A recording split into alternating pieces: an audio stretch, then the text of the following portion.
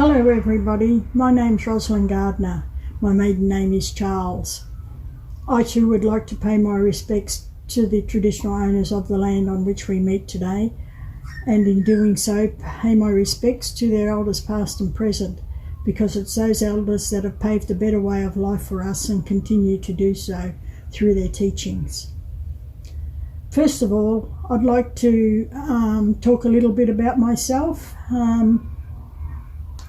My twin sister and I, we're the youngest of 8 children in the family, and we lived on the riverbank outside of Deniliquin, across the river from the Moonacalla mission.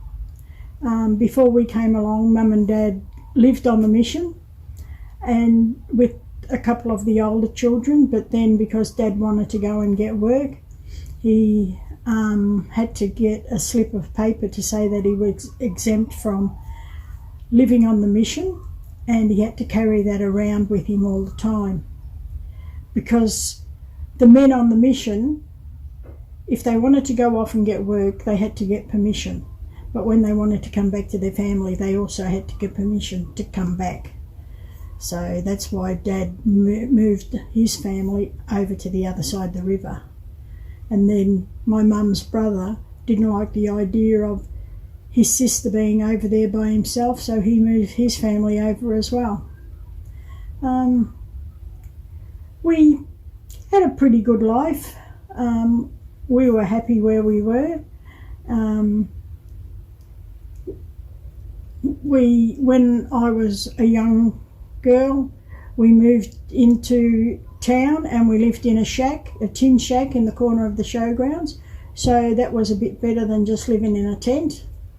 And then it was pretty good because we had a couple of rooms, so you know, with 6 girls and 2 boys, we couldn't all sleep in the same room. And then Mum and Dad, they finally got a house in town in the 50s, and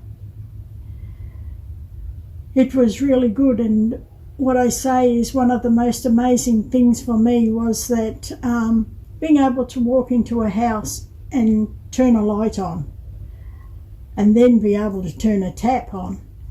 My goodness, because the only other water we got was Mum and Dad getting water from the river, so it was just so much better.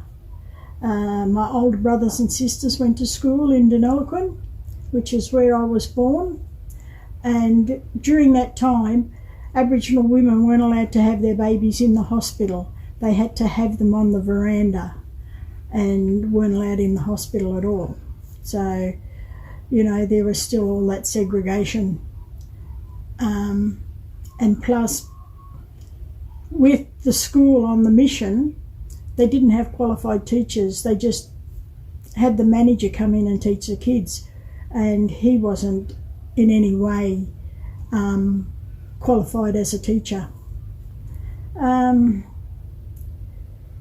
In 1960, Mum and Dad decided that it was time to move the family, and so we came to Dufton, and just all of us laying in the back of a studio. It's in the Studebaker, and one of the boys was sitting up the front with Mum and Dad, and the rest of us, like 7 of us, were just laying back in the back. And the only way through Melbourne at that stage was straight up Swanson Street and Sydney Road, and we were just laying back and we couldn't believe how big these buildings were, you know. So we moved into Dufton in 1960. My brother is still in the family home, and with my education, only 3 of us in the family, 3 youngest ones in the family, got an education to year 11, and that was really good for us and for the family. It was drummed into us from an early age that, you know, if you didn't go to school, you went to work. So the 5 eldest ones, they had to get out and get a job, because that's the sort of thing that that Dad always did. Regardless, he'd go and find work just so he could support Mum and all of us kids. My sisters worked in factories, and when Rhonda and I, my twin sister, when we were in grade 6, the older sisters actually bought us a typewriter, and they said, "Here, learn how to use this. We don't want you working in a factory like we did. We want you to work in offices." And so that's what we did.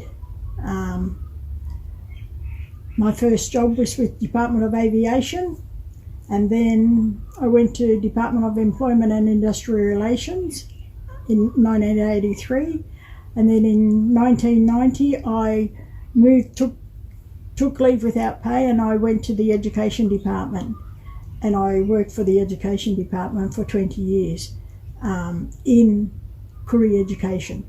So Koori education is my passion, because I want to see our children get the best out of education that they possibly can. Because when my mum was going to school, she wasn't allowed to go past grade 3. And my thinking behind that was, well, education is knowledge and knowledge is power. And I believe that the government didn't want us to have that power.